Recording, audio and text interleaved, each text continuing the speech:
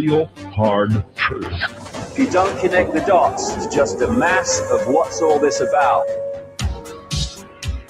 You are listening to the Secret Teachings Radio, live this Monday night, August 3rd, 2026. I'm your host, Ryan Gable, and thank you for tuning in to another edition of TST Radio. Our website is tstradio.info. The email is rdgable@yahoo.com. You can reach out to us as well and follow us on social media, although we don't have many social media platforms. We do have Facebook and X. The links to that, the full show archive going back over a decade, my books and more, all at tstradio.info.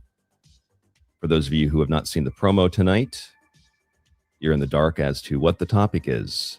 You're waiting patiently to hear me probably talk about, or probably waiting to hear me talk about, the invasion of Spain. If you already caught Monday's show, technically it's Tuesday where I am, so I do the live Monday night show / Tuesday show Monday night for you in the United States and other parts of the world. We already have a Monday show, so this is technically the Tuesday show, I suppose, late night Monday.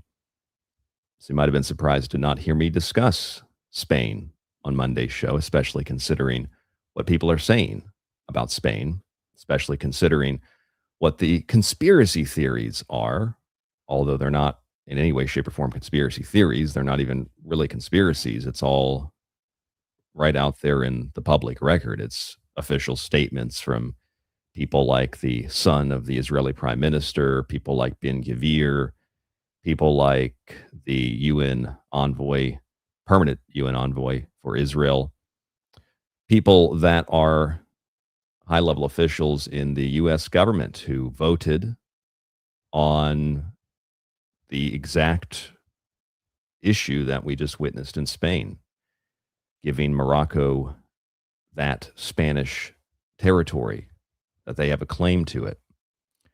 We have seen things over the last week that are right out of the Israeli propaganda playbook. And quite frankly, I think we've gotten to the point, and quite frankly, I don't say this with any kind of genuine pleasure, but we've gotten to the point now where I think we've crossed the Rubicon. I think we've crossed a red line. And I think that it's supposed to be obvious that Israel had something to do, along with the United States, the invasion of Spain, as they're calling it. Reportedly, 48,000 of the 60,000 people that crossed over the border already went back to Morocco. So there's also a thought that I have in my head that part of it, especially because you've got people like Nick Shirley and others suddenly promoting it, talking about it, traveling there. It went viral overnight. I didn't even know if the original videos were real. It might be that there is a sort of staged element to it. That's possible, so that people blame Israel, and then it comes out that, oh, actually nothing really happened. Nothing that people said happened really happened. It was extremely isolated, and it was taken care of, and those people went back, so that anybody who dares to question Israel's involvement in anything, even if they admit it, brag about it, then you are discredited. So there's that possibility as well. Let me say this about Spain. Spain is a place that I've never been. I've never been particularly attracted to anything Spanish, never been attracted to Spanish culture. I respect the history, architecture, food. So I don't know much about Spain. Otherwise, Spain's not a place that's really on my radar per se. But I feel very bad for the Spanish people, because Spanish people are victims of their government just as much as they're victims of a hostile foreign government that has been threatening them for months, been threatening them, might have been now a year plus, maybe over a year, mostly because of what's been happening in Gaza. However, if you looked up who the president of Spain is, you would be confused, because you would look at the president of Spain Pedro Sanchez, and you would say, well, Pedro is a socialist. And I don't understand. You don't understand because the people that we're blaming for the quote invasion, many people are rightfully so blaming Israel to the point where it's suspicious, actually, as far as I'm concerned. The people that we're blaming for this, on average, are the socialists. So is this kind of like a Mamdani thing where Mamdani is presented as a radical Muslim, and yet his entire political movement in New York, with few exceptions, was run by wealthy Jews? In fact, his health, as I pointed out before, his health department is run by a trans rabbi, and he promotes and pushes LGBTQ in New York and backs all the things that radical Muslims especially dislike. So is this a Mamdani situation? You have a socialist president, and we're told he opposes what's happening in Gaza. And yet the people that are the socialists are typically the ones that we're blaming for what's happening in Spain. So there's that angle too that just really doesn't make any sense unless you look at the broader picture. You look at the history, hell, read the Encyclopedia Judaica, and you'll realize that we're really dealing with two sides of the same coin. Now, not universally, but essentially dealing with two sides of the same coin, but they appear to be different. They appear to be unique. They appear to be something that is that two things that are unrelated, but they're not actually that unrelated. So what exactly is happening? If you went on social media, you might, like myself, when you first saw the Spanish invasion, you might think, well, hold on a second. Is this even real? That's the first thing I thought. Well, actually, the first thing I thought was my initial reaction was there's one way to solve that. It's called a 50 caliber, and you set it up, and then you load it, and then you just gun down these people that are rushing your border, because that's a security issue, because that's an invasion. It looks like an invasion. It smells like an invasion. It is an invasion. I don't care who they are, where they're from, who orchestrates it. It's an invasion. And a 50 cal should take care of that. Or maybe get one of those miniguns in a helicopter like a Black Hawk Down and just mow the whole crowd down like World War Z. To me, that's how I would handle it if I were the president. But the first thought I had was that. And then shortly after, within a matter of milliseconds, my thought was, is this even real? I don't even know if this is real, because almost everything we see is fake or out of context or from some other place or some other time. Then when I thought about it rationally for a few minutes, I noticed, okay, well, there are some accusations that have been made about Israel and some accusations that have been made about Spain, and some comments that have been made by the Israelis that lead me to think that this is definitely an Israeli operation. Furthermore, because we know that Israel runs much of the immigration, especially in Europe, but in general around the world. They run it in Japan, which has very little, but they run it in Japan. I can give you the names of the people that are doing it, Massey, where among hundreds of pages, there's a small section on Morocco, which I'll show you this tonight on the show, that talks about allocating $20 million as a national security investment under the Foreign Military Financing Program, $20 million to help secure places like Ceuta, if I'm pronouncing that correctly, Ceuta, which were just invaded by a horde of people that, it appears to be were brought there by the Israelis and maybe by the Americans as well. So that then means that, yes, the Americans probably knew, our government knew. The president was just also, along with Netanyahu, threatening the Spanish, and all because whether the president of Spain is actually a socialist or if he's an actor or a mixture of both, regardless of that, you've got two leaders who are threatening Spain, and then you have something bad that happens. I mean, it just sounds like the mafia, not the Italian one. It sounds like the Jewish mafia. You don't pay up, something bad's going to happen. Be real bad if you didn't buy this insurance and your business burned down. You're going to want fire insurance because you never know. Disasters happen, accidents happen, could burn it down. To me, that's what this all sounds like, which is why I've stuck the menorah in our promo picture tonight under a picture of the country of Spain burning because the menorah has lit it on fire. It is, as I see in the chat, kosher Nostra. Welcome to the show in the chat room, tstradio.info. We are live on YouTube tonight. Facebook has banned us from live videos because I posted something from an official source of information that Facebook didn't like, so I'm banned from that now to just YouTube and just X. Thank you, however you're tuning in tonight. Thank you for joining the show. I really appreciate it. I'll go through the chat real fast. List a few people who have been in the chat. I see Deborah. I see Edward Preston, who I believe was here first tonight. Joe Ryder, Hermit Ventures. I see, as I put the comments on the screen, I see Patriot Girl. I see Chris V. I see Mustang in the chat. I also see Tim Curley, who is here. I see Pound Town. I see Dr. Jesse Haywood. I see Rita Moore. I believe they are on Facebook. Rita's usually on Facebook. Maybe not. Maybe she went to YouTube because we're banned from Facebook videos. So hello, Rita. Thank you for joining us tonight. Evan Kelly is also here.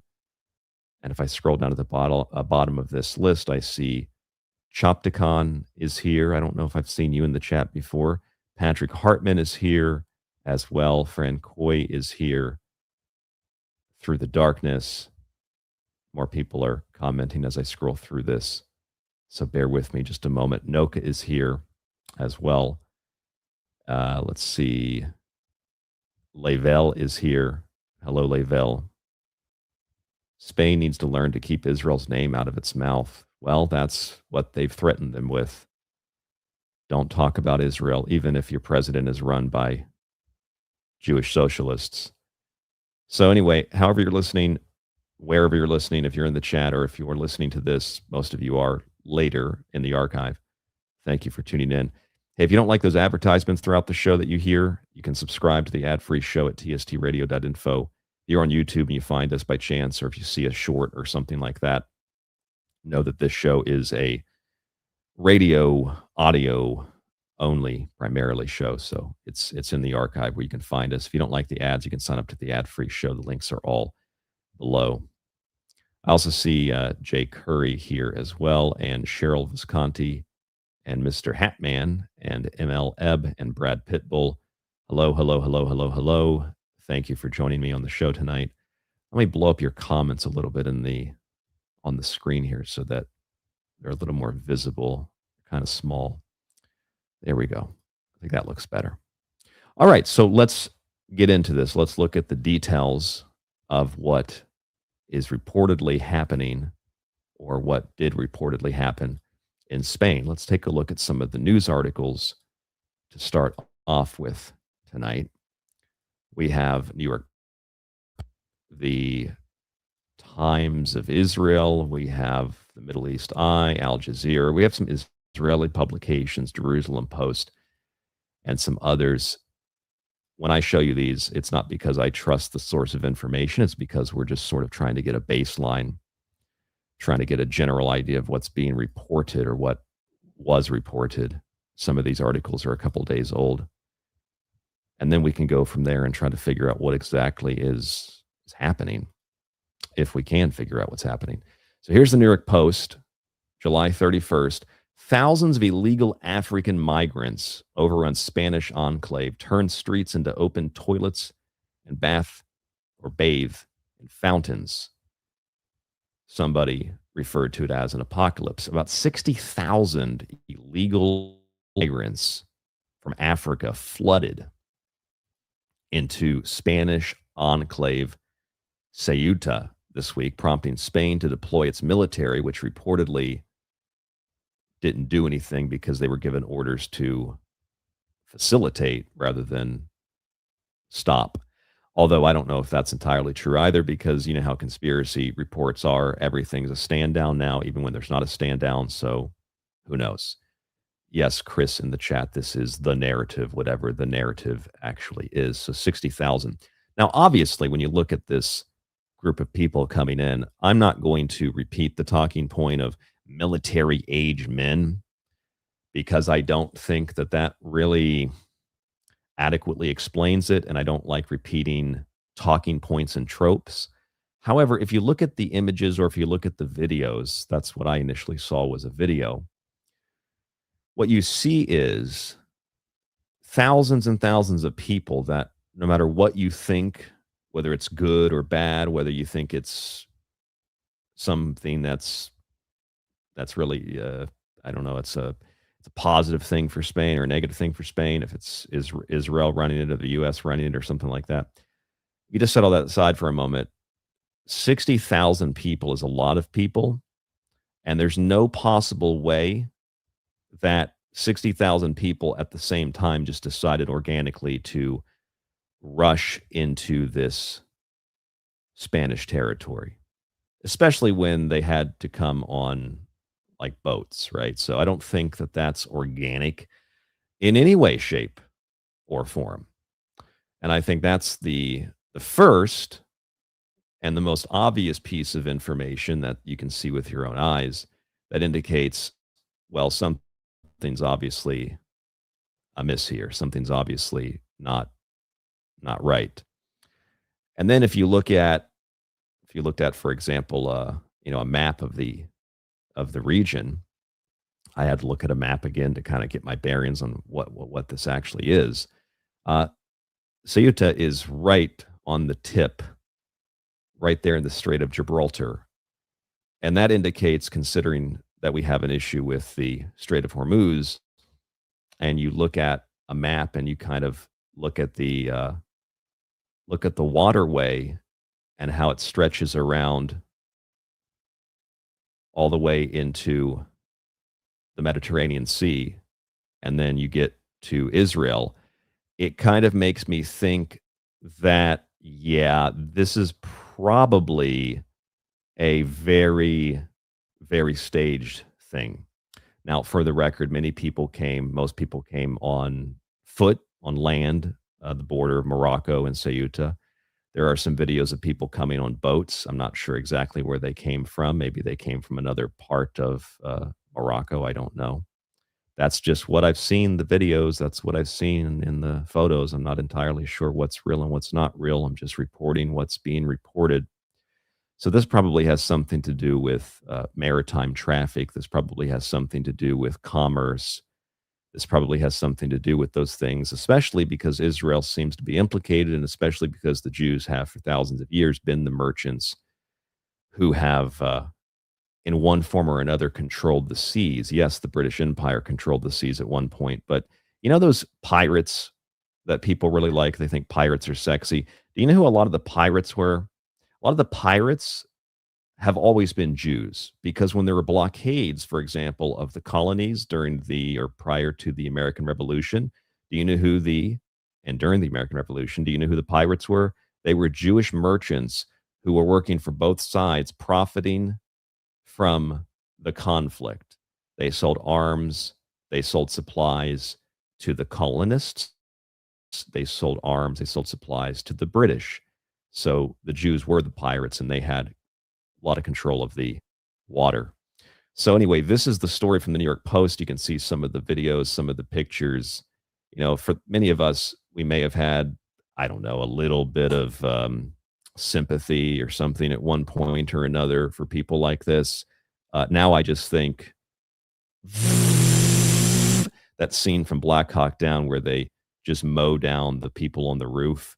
That's kind of how this should be handled when you have 60,000 people who are not coming organically to your country and they are storming the border. That's an invasion. That's not some men and some women and some children asking for some food and asking for some medical assistance. That is an invasion. And unfortunately, those people are just as much victims.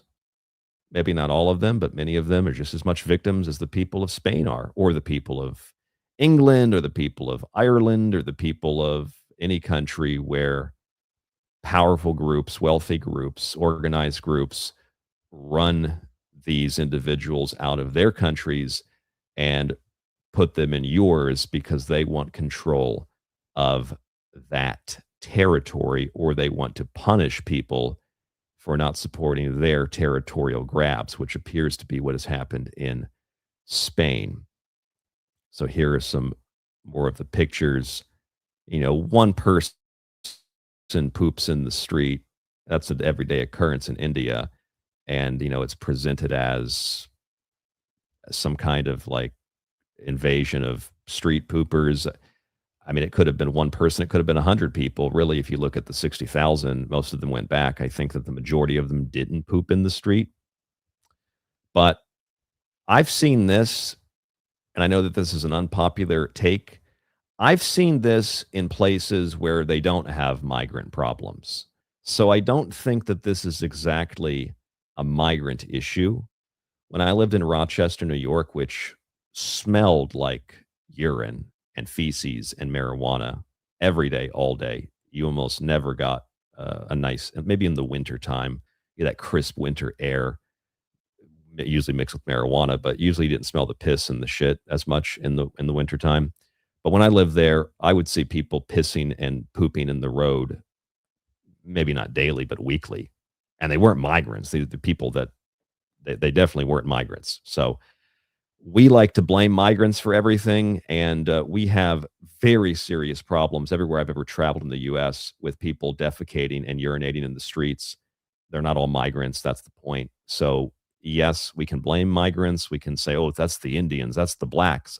It's also the white drug addicts in every place I've lived. It's also the Hispanic people in Tucson. It's also homeless people in general.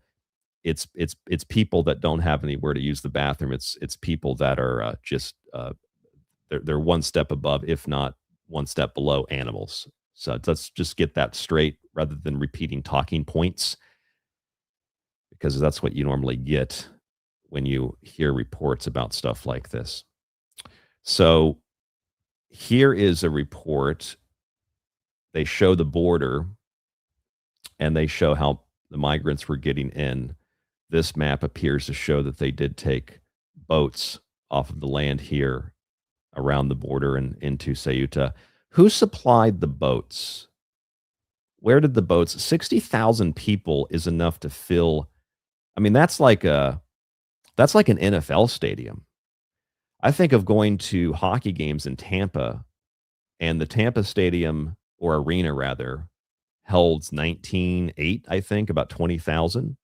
That's three arenas. It's an NFL football stadium. That's a lot of people. Do you see how hard it is to? Have you ever been to a football game or any kind of concert where there's that even a fraction of that many people, even 20,000? How hard it is to get a drink or go to the bathroom or just get to your car, let alone get your car out of the traffic? How exactly do 60,000 people overnight rush a border and on boats enter a territory? That is one of the biggest pieces of evidence, again, that this is very organized and it's not organic. And there's actually quite a bit of evidence of that, as we'll see. In this photograph, it appears that they were using inner tubes, and most of those inner tubes, I think that's what they're called, those little inflatable tubes, they all appear to be the same, with few exceptions. Here's a little duck. Here's some orange and yellow ones, but for the most part, they all look like tires. You can get those at like a pole shop, right? Or you can get those at a big box store or something, like a Walmart, Target. That's what this is. It looks like someone went to a store and they just bought all of the same tubes and then they gave them out. This is the same kind of a thing that you see when you watch people storm the US border, where they've got like the same clothes, they've got the same kinds of, water bottles, because there's people handing this stuff out. And we like to say that those people that are doing that are Democrats, but what they really are Jewish organizations like the Hebrew International Aid Society. See how they hide behind those identities? It's the Democrats that did it. Well, who finances the Democrats? 50% of their money comes from Jewish liberals that likely killed Charlie Kirk. So it's still the Jews. It is Jews. It's Jewish groups. They brag about it because they say we were and still are to many extents, we still are not welcome. So we want to help other people who aren't welcome be welcome, even though we're not from the places that we're welcoming them to. So that's more evidence that this is organized when you see all the same inner tubes. Notice that there's no mention of that in the article. But they're all pretty much the same inner tube with few exceptions. And contrary to what's been reported, there's not a lot, but here's a woman. There are some women that are in that horde. It looked like horde mode on Days Gone. It really did. It looked like horde mode. Or anytime you find a horde, like look at that. Like my initial instinct is to lob some grenades and lob a couple distractions, some radios into that crowd, and they gather around it. And then I lob some grenades and some Molotovs and some napalm. And then I open up with the heavy machine gun. That's usually how I take care of the hordes. I finally beat that game a couple of weeks ago. It's one of the first games I've beaten in a long time. It's a great game. That's how I would handle this if I were the Spanish authorities. I mean, you look at what I assumed this is taken from a police source. I'd assume that this individual here in the bottom right is a police officer or law enforcement of some sort looking over the horde. I mean, that person should be opening fire, not facilitating or watching. In the chat, yes, I see Edward Preston says Gatling gun. That's right. See those shells just pouring out of the helicopter. That's how you deal with an invasion. I mean, that's how most countries would deal with an invasion. Could you imagine if you tried to do this in like North Korea or pretty much any other country that takes itself seriously? I don't think they would handle it very well.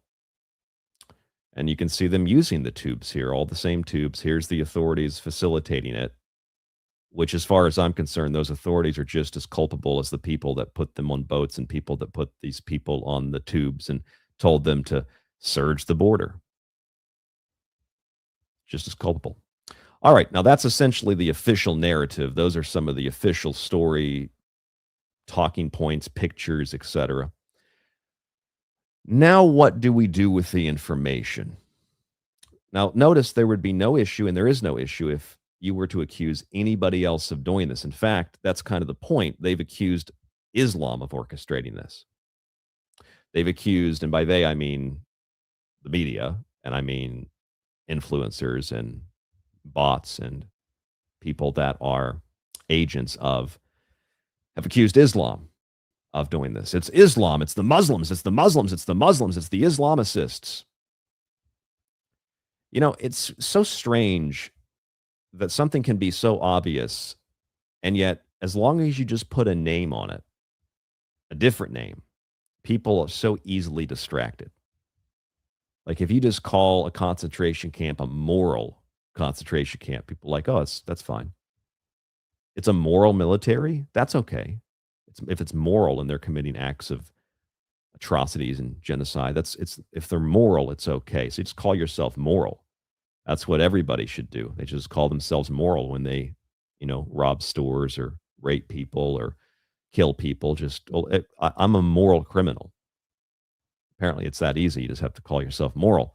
So let's go to a report here I read from royanews.tv. I wouldn't say this particular source is one that I've ever really used before, but I pulled it up because the headline is Online Speculation Mounts as Users Link Israel. And that article got kicked down in the feed again. That's like the third time that's happened. I have to keep looking it up. Let's see if I can pull it up again. Excuse me, because this thing keeps reloading. Online Speculation, Israel, Spain, Roya News. That should pull it up if I search it. Okay, there it is again. We can actually get the article. I pulled this up before the show and it got kicked down again. Online Speculation Mounts as users link Israel to Ceuta. I said it so many times before the show. I said, I'm going to get it right. Ceuta border crisis. I thought, okay, let me read this and see what's being said, because that's what I thought. That was the initial thought that I had, other than that was the initial thought that I had because of all the threats that have been issued against Spain. So here's what the article says. It tells you the story: thousands of migrants crossed into Morocco and from Morocco into Spanish territory into Ceuta, triggering emergency declarations, widespread local disruption. Commentary online pointing fingers toward Israeli diplomatic rhetoric as a driving factor behind the unfolding crisis. Now, I think this is an interesting article because this isn't even saying that people are blaming Israel or Jews even. They're saying it's actually Israeli diplomatic rhetoric. That's a lot different than just blaming the JOOS. So here's what the article says, and you can see this post by Danny Danon, who is the UN envoy to, or the Israeli envoy to the United Nations. Following previous public criticism of Spain's border situation by Israeli officials, including UN Ambassador Danny Danon, who publicly questioned Spanish or Spain's territorial status over its North African enclaves, social media users and political commentators began floating theories regarding underlying motives. Here's what Danny Danon said.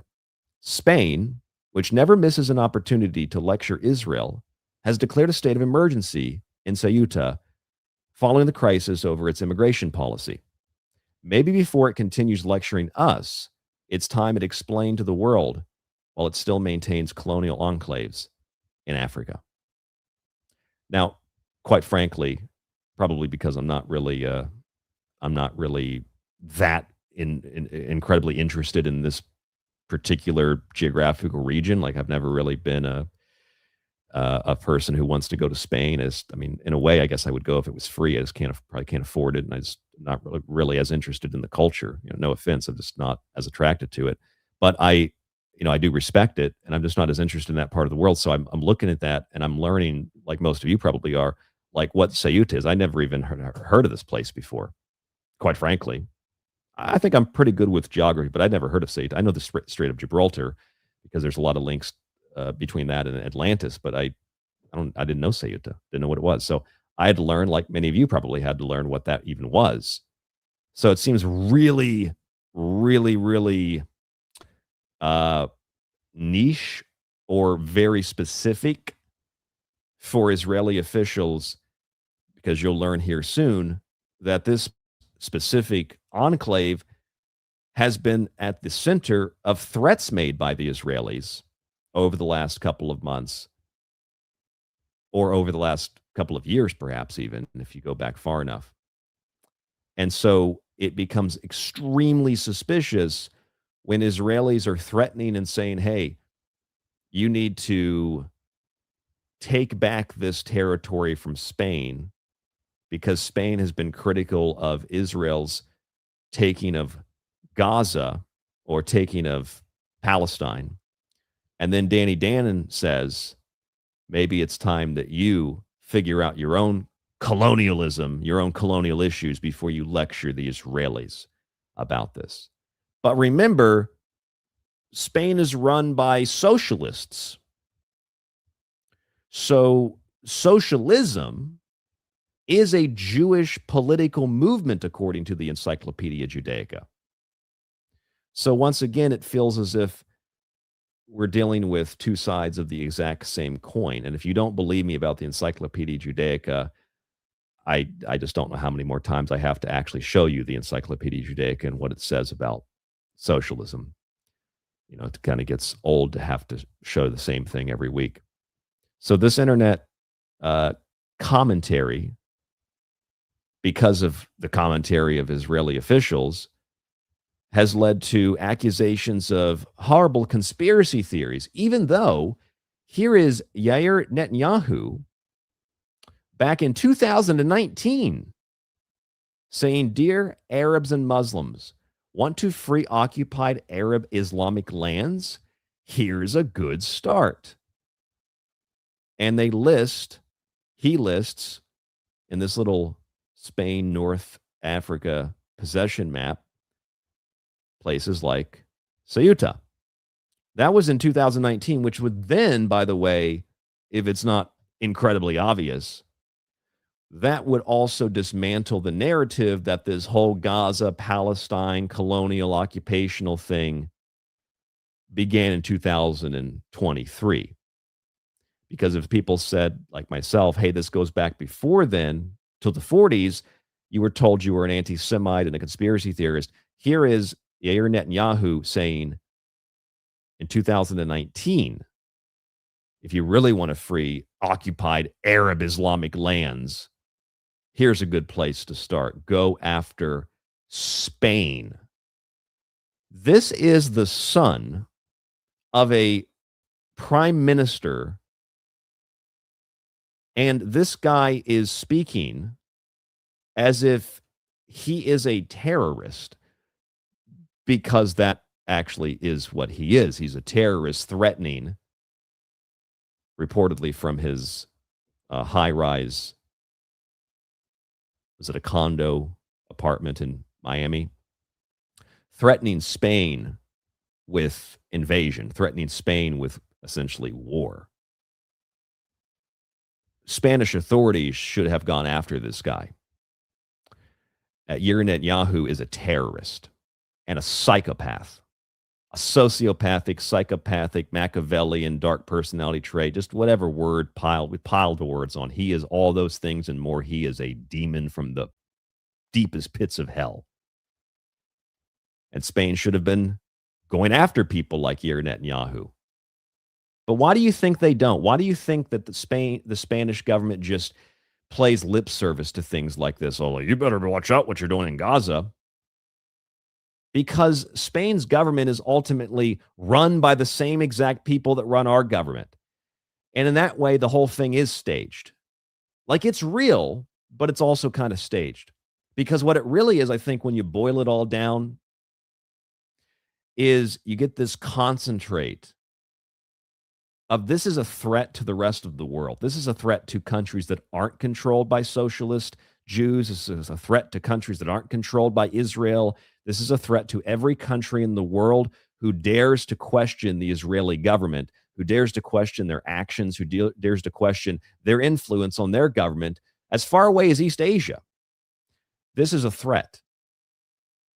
Do what we say, go along with it, support us, back us, or this is going to happen to you. We're going to send hordes of, quote, Muslims into your country. We're going to use them as a weapon system to defeat you. So you better go along with what we are doing. And if you don't, this will be the result. Spanish minister, here's another news article from the same source, hits back at Israeli UN envoy on Ceuta migrant crisis. This article says Spanish officials reported 48 to 50,000 of those migrants, or whatever you choose to call them, had already returned to Morocco. And this is, as according to this article, this would have been on August 1st, which means that the so-called invasion only lasted maybe 24 hours, 48 hours, and most of those people went home, or they went to Morocco. So they're not in that territory anymore, reportedly. So here's the same post by Danon. And in a follow-up, or rather an initial statement and then a follow-up to the statement, this is the Spanish transport minister, Oscar Puente. How am I doing on the Spanish names tonight? Am I getting them somewhat right? I looked them all up before the show because Spanish to me is like the hardest language in the world. I just cannot move my lips and my mouth like that. Oscar Puente responded to the Israeli UN ambassador, Danny Danon, over the handling of this, this migrant crisis. Puente said, you know what? I want Spain to be a sovereign nation in an interconnected world. I don't want it to be a branch office of Trump or Netanyahu. Now, I don't know if Puente is socialist. I assume if the government is, he's also socialist, which makes this whole thing that much more confusing. But that right there, just that statement, let's just assume that Puente is thinking for himself and it's not all scripted and staged. Puente is making a very neutral, sort of objective statement as far as I'm concerned. We don't want Spain to be a branch office of Trump or Netanyahu, which is what the entire world is slated to be. That's what Venezuela is, plus the oil that's being sent to Israel. That's what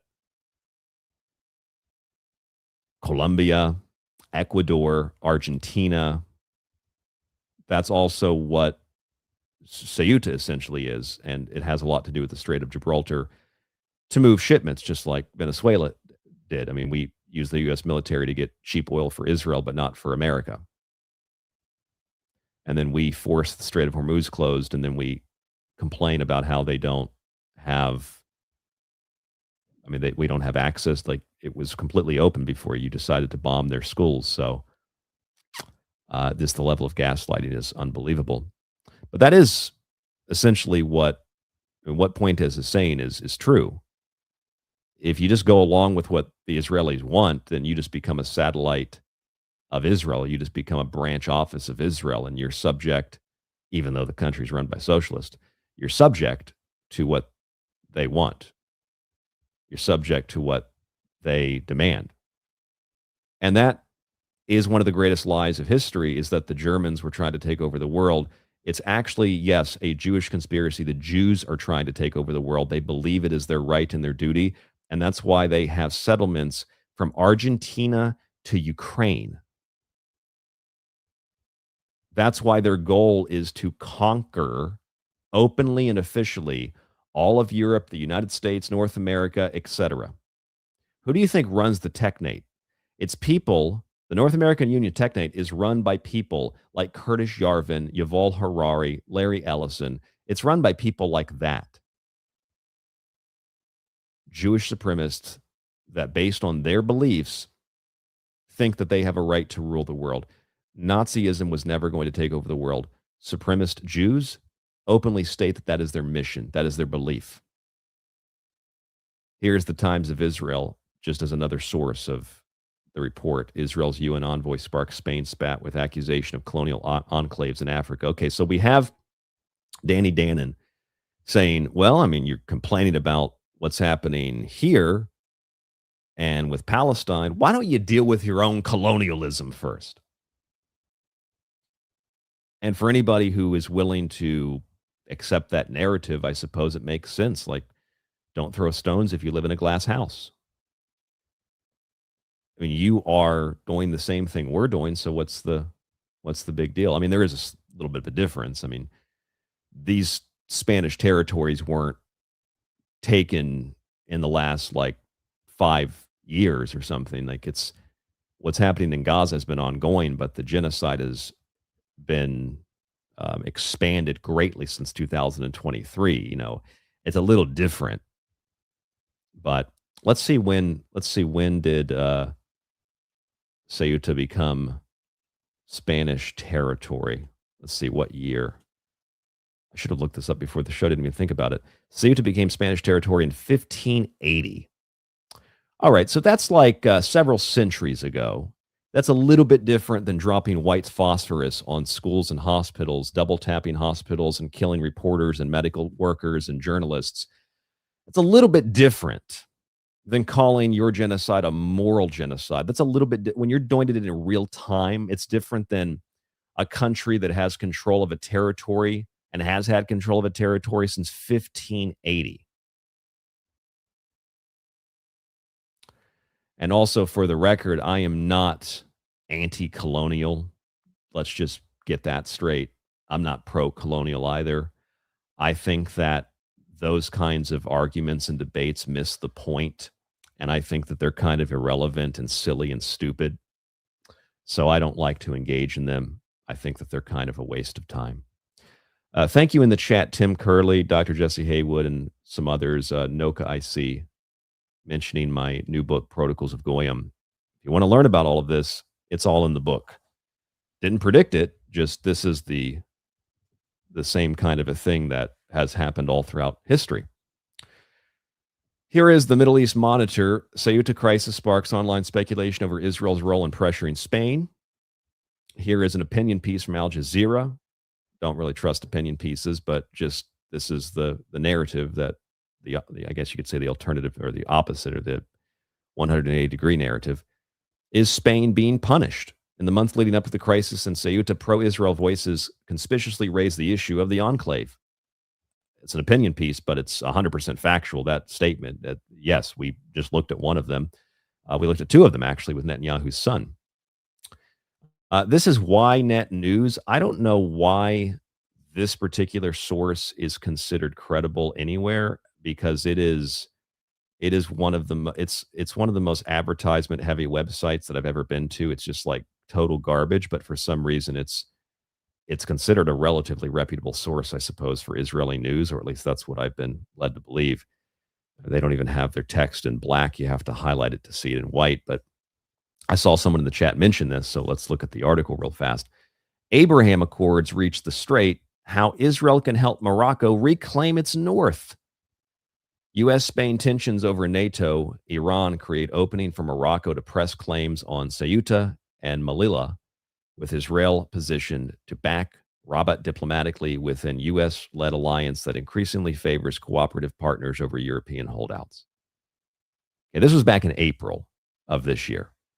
So the folks in the chat who said Abraham Accords, and if you've heard this anywhere else, that this is part of the Abraham Accords, that would be accurate. It is part of the Abraham Accords. Now, in regard to the information, we've seen two sources already. We've seen Netanyahu's son. We've seen the ambassador to the UN for Israel. I have Netanyahu himself threatening Spain.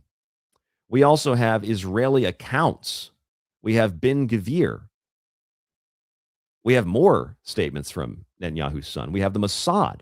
We have all of these sources. And yet, combatantisemitism.org says that this is a global anti-Semitic conspiracy theory. I don't really think it's a conspiracy theory. I kind of think it's just a conspiracy, because that is what it is. It's not a conspiracy theory. It's a conspiracy. And it's not just Israel. The United States and Israel absolutely, in one way or another, in one form or one fashion or another, conspired to drive these so-called migrants into these Spanish territories, specifically into Ceuta, which has been Spanish territory since 1580. And for people that might find that hard to believe, well, the evidence, I think, is pretty overwhelming. And also, the U.S. Congress has voted on allocating $20 million to make sure that this happens. Let's look at some additional evidence, and then we'll look through this anti-Semitism, quote-unquote anti-Semitism article. Here is Netanyahu. You can read the translation. Here's Netanyahu in his little staged office threatening Spain back in April. Just more evidence. Spain has defamed our heroes, the soldiers of the IDF, the most moral military or the most moral army in the world.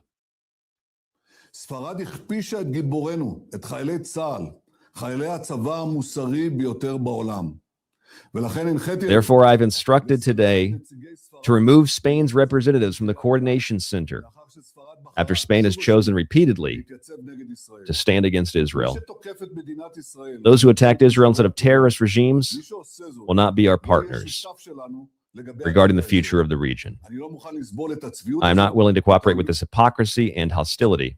And notice that not backing Israeli hostility is classified as hostility. I do not intend to allow any country to wage a diplomatic war against us without paying an immediate price. So this is in April. Netanyahu, and this is the first piece of evidence that popped into my head, wasn't he just threatening Spain a few weeks ago, a few months ago?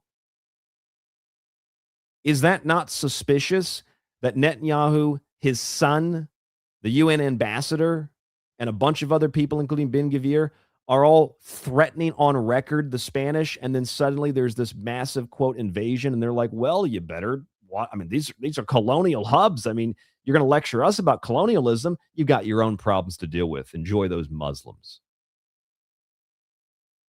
Once again, proving that radical Islam is actually very much controlled by Jews. In other words, the mask of Muhammad is put on the heads and the faces of the Jews so that they can masquerade as Muslims when they're actually Jewish supremacists, so that you'll blame Islam for everything when it's actually Judaism that's the threat.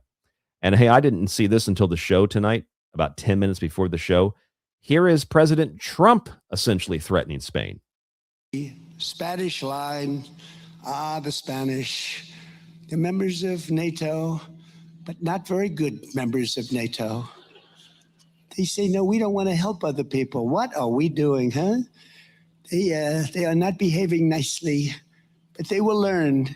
Soon after they relinquished their grip on Cuba and Guam, the Philippines and Puerto Rico, and they were all ours. We got them all. The Spanish line, Maybe you don't interpret that as a threat, but they'll learn.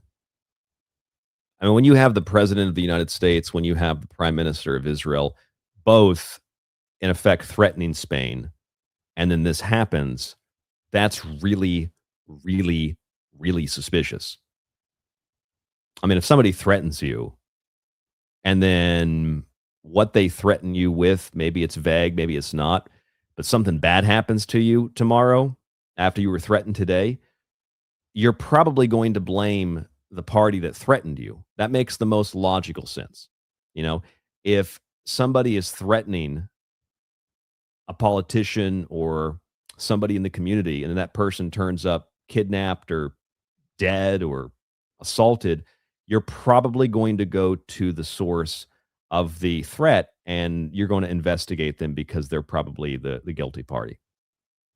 I mean, that makes the most logical sense. That makes the most rational sense. That makes the most honest sense. That makes the most objective sense. That makes the most rational sense.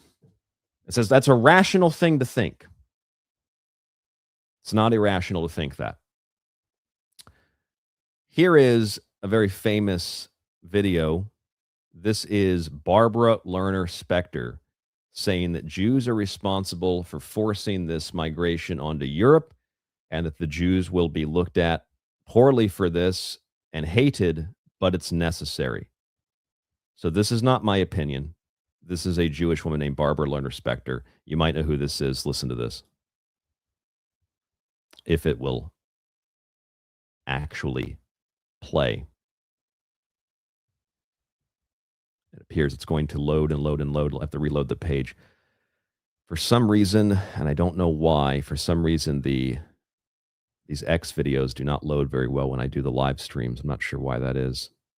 Because at this point in time, Europe has not yet learned how to be multicultural. And I think we're going to be part of the throes of that transformation, which must take place. Europe is not going to be the monolithic societies that they once were in the last century. Jews are going to be at the center of that. It's a huge transformation for Europe to make. They are now going into a multicultural mode, and Jews will be resented because of our leading role. But without that leading role and without that transformation, Europe will not survive. Actually, Europe won't survive because you're going to pollute their countries. You're going to pollute their bloodlines. You're going to pollute their cultures. And here is evidence of that. These are Israeli workers. These are Israelis helping migrants to get off the boats and into the country that they've been dragged to as trash so that the Israelis can take land or punish other countries.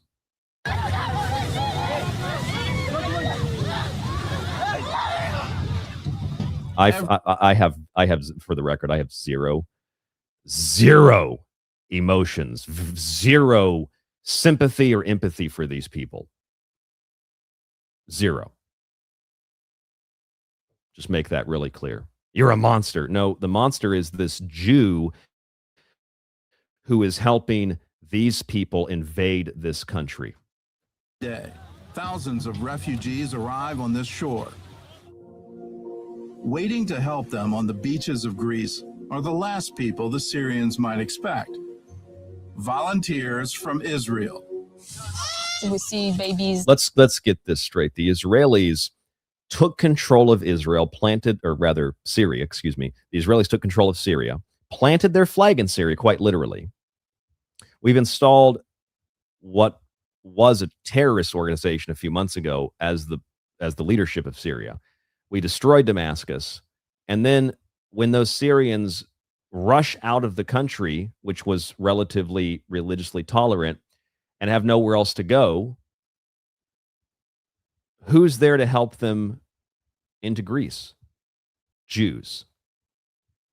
When I say that the Jews are dumping what they consider to be trash in other countries, that's what I mean. It's not a metaphor. It's not an analogy. They're literally dumping what they consider to be trash, subhuman, non-Jewish garbage in places like Greece, in places like Ceuta, in places like the United States.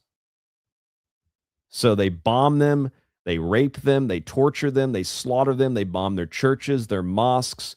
And then when people want to leave and flee, the Jews round them up and they ship them to other places and make sure that if that country doesn't take them,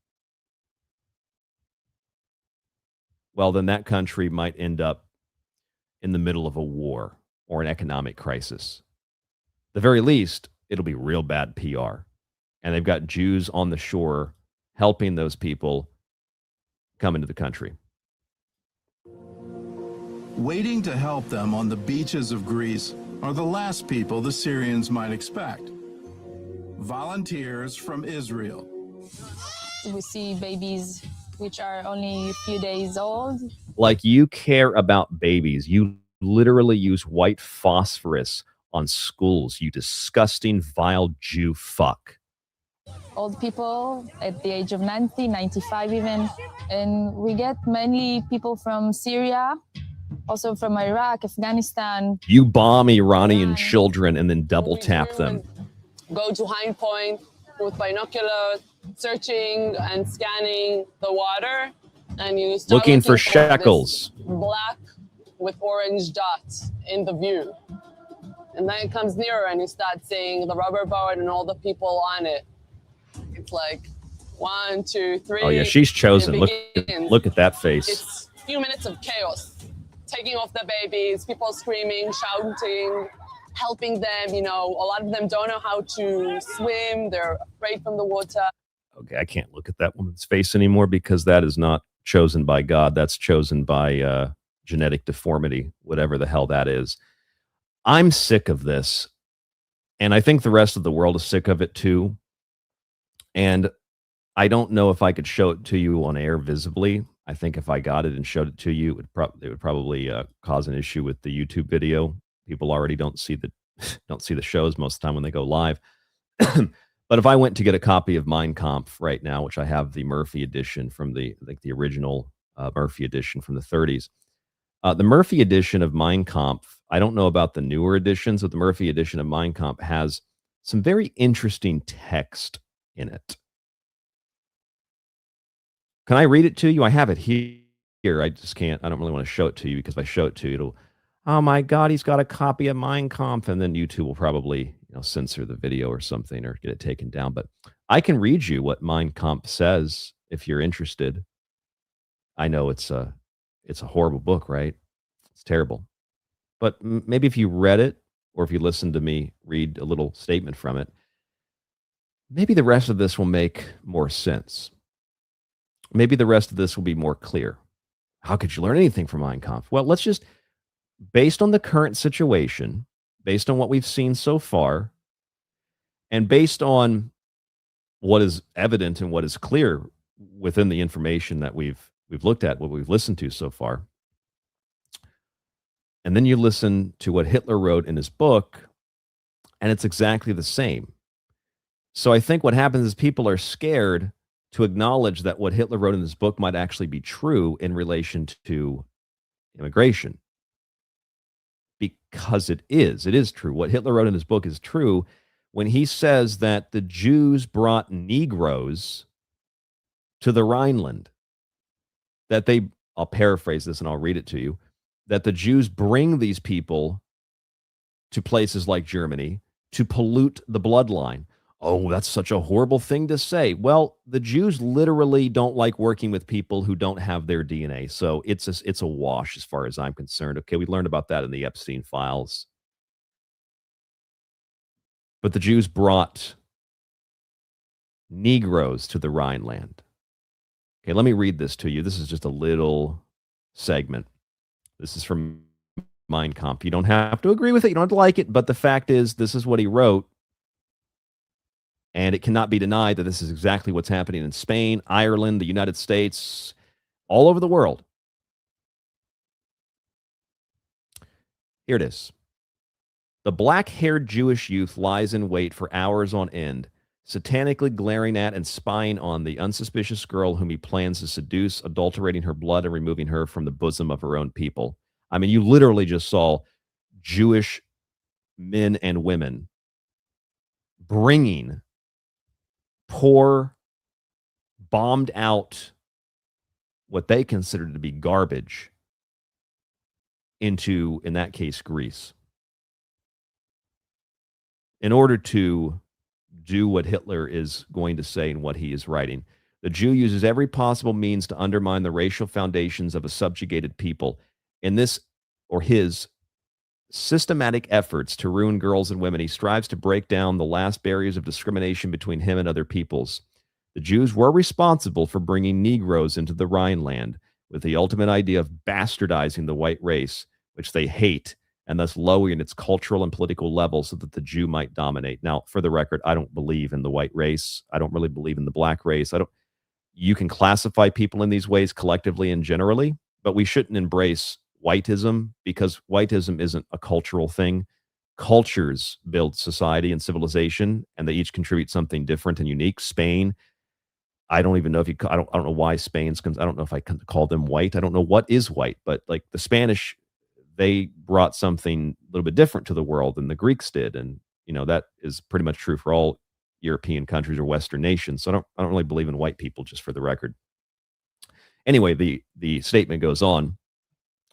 For as long as a people remain racially pure and are conscious of the treasure of their blood, they can never be overcome by the Jew. Never in this world can the Jew become master of any people except a bastardized people. This is why the Jew systematically endeavors to lower the racial quality of the people by permanently adulterating the blood of the individuals who make up that people. In the field of politics, he now begins to replace the idea of democracy by introducing the dictatorship of the proletariat. That would be the communist socialist type of movement. And the masses organized under the Marxist banners, he has found a weapon which makes it possible for him to discard democracy so as to subjugate and rule in a dictatorial fashion by the aid of brute force. He is systematically working in two ways to bring about this revolution. These ways are the economic and the political, respectively. Those two ways are also the running of the socialist movement, which is oppositional to Israel, which then justifies as some kind of I got ya of cramming, in this case, migrants into Spain because the socialists don't want that. No, the socialists do want that. They're the ones that just prior to the so-called invasion said, let's give amnesty to all of these people. Let's give amnesty to migrants. That is reportedly, I don't have the legislation in front of me, but the Spanish government reportedly within just a few weeks, couple months ago, said that they're going to give amnesty to people that flood the country. The people that lose here are the Spanish people. The people that lose here are the citizens of Spain. Because their government, as much as it appears to be oppositional to the Israelis, works alongside of the Israelis.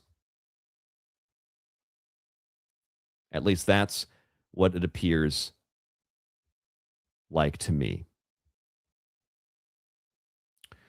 Aided by international influences, he forms a ring of enemies around those nations which have proved themselves too sturdy for him in withstanding attacks from within. Iran, excuse me, he would like to force them into war. And then, if it should be necessary to his plans, he will unfurl the banners of revolt even while the troops are actually fighting at the front. Economically, he brings about the desecration or the destruction of the state by a systematic method of sabotaging social enterprises until these become so costly that they are taken out of the hands of the state and then submitted to the control of Jewish finance. That would be Iran, and the fact that usury is illegal in Iran. Excuse me, it's got this nasty cough. Politically, he works to withdraw from the state its means of subsistence in as much as he undermines the foundations of national resistance and defiance. That would be QAnon and MAGA, excuse me. Destroys the confidence which the people have in their government, reviles the past and its history. You know, slavery, even though Jews ran a lot of the slave trade. Slavery, even though America ended the slave trade. And drags everything national down into the gutter.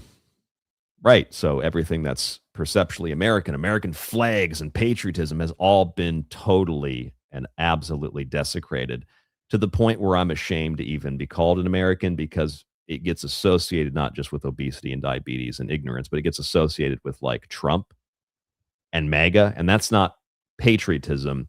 That's a psych op run by Israel. And it has been since the beginning. Or at least maybe mostly it has been since the beginning. Now, I could keep reading this. Of religion, he makes a mockery. Morality and decency are described as antiquated prejudices, and thus a systematic attack is made to undermine those last foundations on which the national being must rest if the nation is to struggle for its existence in the world. You know, like encouraging people to defecate in the streets, urinate in the streets, burn holy sites, so that then they can blame the Muslims for it. You know that the Jews did this in another form back in 7 AD. You know that, right? Here's how the story goes. Visigothic Spain had a lot of Jews, and they were being persecuted and forced to convert and discriminated against. Nobody ever asks, hey, why is that happening in every story? Every story, every single version of the Jewish history is they were being persecuted. What did they do? That's the question I have. It's just like, you know, when I hear that about anything, it's like, well, what did the person do? Police shot a guy. What did he do? You know, I want to know what they did. So Jews were being persecuted in Visigothic Spain. And this was what we would call Spanish territory. It's the Iberian Peninsula. The Muslims invaded in 711 AD. And when the Muslims invaded, the Jews looked at that and said, we could be liberated by this. This is what history is telling us officially. The Jews said we could be liberated by this Muslim invasion. Now, that's weird because the Muslims didn't like the Jews, but the Jews were like, we could be liberated by this. They're going to stop this persecution. You would think that Muslim invaders would actually persecute the Jews even more so. Okay, but that history doesn't have to make any sense, I suppose.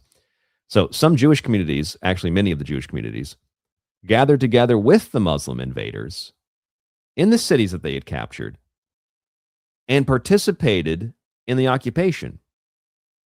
They helped to defend the cities. I would assume they helped to finance and probably helped to arm in order to support the Muslim invaders. Now, some people might say, well, the Jews actually opened the gates so that the Muslims would invade. Historians will stop you there and say, well, there's not really any evidence of that. But considering how consistent this story is throughout history, I would say, yeah, they probably, whatever that means, opened the gate for the Muslims to invade, especially considering that we literally just watched Jews and Americans open the gate for Muslims to invade Spain in real time in high definition video. And then we watched Israeli officials from the UN to the Israeli government brag about it. So in retrospect, I believe that the Jews probably opened the gate for the Muslims to invade because they were being persecuted. So they did this in 711 AD as well. Let's look at this article from Combat Anti-Semitism, the movement, so that we can get an idea of what the claims are in regard to anti-Semitism. An analysis by CAM's, that's Combat Anti-Semitism, CAM's Anti-Semitism Research Center, so the Combat Anti-Semitism Movement Anti-Semitism Research Center, they use the word twice, found 173 posts from 119 influencer accounts on X recast a European border emergency as a Jewish plot, reaching 103 million people in 72 hours. I wonder if my post was included in that. Let me tell you the whole story again. So, because people question what they're seeing, it's an anti-Semitic conspiracy theory. Don't you think that, don't you think that the lady protesteth too much? Like when Israel automatically has propaganda ready to go, say in the case of a Candace Owens, Charlie Kirk, any kind of thing like that, when you spend millions or billions of dollars to convince people with loser midgets like Ben Shapiro, who needs to get an eyebrow trim, and scum like the people that run most of Turning Point USA, and you use your money and influence to convince people that Israel had nothing to do with it, and Barry Wise, the anti-Semitism czar who was employed by Larry Ellison, and now she runs CBS, and I think she's going to run CNN at some point.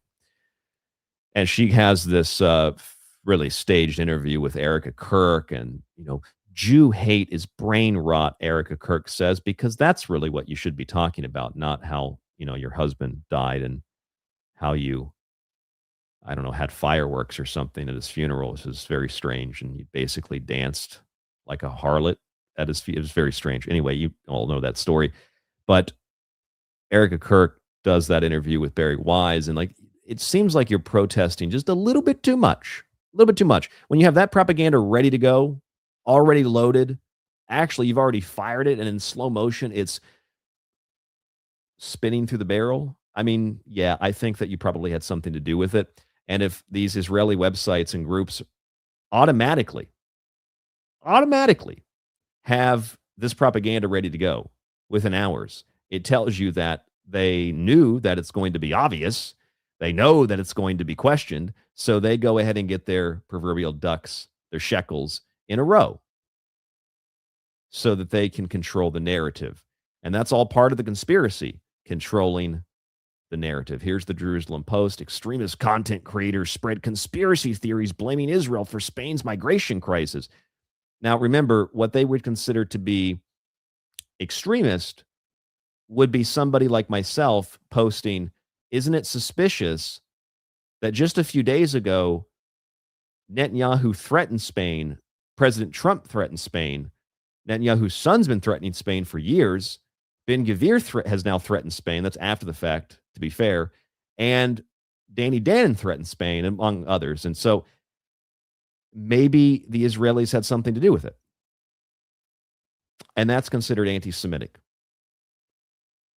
Here are some of the posts. The Chinese Times, the China Times. Higher anger within European countries after the Mossad's admission of its operation in Spain. Israelis admit that the migration of 50,000 people from Morocco to Spain was planned by the Mossad in Israel. Well, because they've essentially admitted it across the board. And the clergy plan is real. It's Israel. Here is just a random person. I don't even know who this person is, but this is the CAM website. This was completely engineered by the U.S., Israel, and Morocco. This is how Sanchez and Spain at large are punished. I disagree with that. I think he's part of it for challenging Israel and re-educated to fall back in line with Western imperial objectives. I wouldn't really call it imperial because Spain's pretty imperial. I don't want to get into these colonial imperialist arguments. They're really stupid. But it is like to blame Israel, the U.S., and Morocco. That's what they considered extreme. Here's another one. Spain takes a pro-Palestine stance. Spain refuses to help with the Iran war. Mysteriously, a wave of illegal immigrants from Africa hit their shores and a bunch of Israelis promote it. There's no such thing as a coincidence. That's considered extremist. I consider that incredibly rational, an incredibly logical thing to say, even if the account itself was run by Israelis. What these accounts are, they're probably run by Israelis so that they can post something, claim it's anti-Semitic, and then use it to censor anybody who asks legitimate questions, who organically are thinking for themselves, hey, this doesn't make any sense. So there's the Jerusalem Post. There is CAM. These are some of the posts that they consider to be extremist in nature. I don't know if that's really extreme. It kind of sounds real logical to me. Doesn't really matter, though, because all you have to do is make that statement. Extremism. People go crazy. Okay, it's true that the United States helped to orchestrate this. We have it in black and white that the United States helped to orchestrate this. Just try to stop yourself. Try not to say that it's the Democrats, okay? It's not the Democrats. It's Christian Zionists. It's the military-industrial complex as well, because if you look at the rhetoric coming from who I think is a Fed, Nick Fuentes, the fake white guy, and Alex Jones, they're both calling for a crusade against Islam. Remember the one that I got fired for saying that Hegseth was promoting? That one. Now, Alex Jones and Nick Fuentes, again, I mean, Alex is selling Crusader merchandise. They're calling for a crusade against Islam because of what has happened in Ceuta, primarily in Ceuta. They're calling for a crusade. If there's a crusade, it needs to be against, and it needs to be a march on Jerusalem and Tel Aviv and Herzliya, so that they can burn the data centers and burn those facilities where they're manufacturing the digital antichrist. That's where the crusade needs to be launched. That's a crusade that I'll put on the armor of God and go fight in, because that's a holy and justified crusade. You know who's going to fight in that with me? Islam. Because that, and if I'm going to say that I believe in any kind of prophecy, I believe the Muslim prophecy, actually, because the Muslim prophecy seems to be the only one that makes any logical sense. You know what the Muslim prophecy says? The Muslim prophecy says that, in a nutshell, the Jews will create and bring about the conditions for the Antichrist. Then Jesus will return, and the Muslims, alongside of Jesus and the Mahdi, will go to war against the Jews and the Antichrist. And they'll do so alongside of Christians. That seems to be the only logical thing that could happen here, especially when you read articles like this. Look at this story from Israel 365 News. This sounds like something that I would say. In fact, I have been saying it, so it is something that I would say. It's something that I've said. Look at this story. This is an Israeli newspaper, an Israeli publication, one of the ones that's been promoting the red heifer and the building of the third temple. This is an Israeli publication saying that the Sanhedrin has ruled it is going to formally petition heaven to reveal the Mashiach or the Moshiach and rebuild the temple. So, yeah, I think that the Muslims probably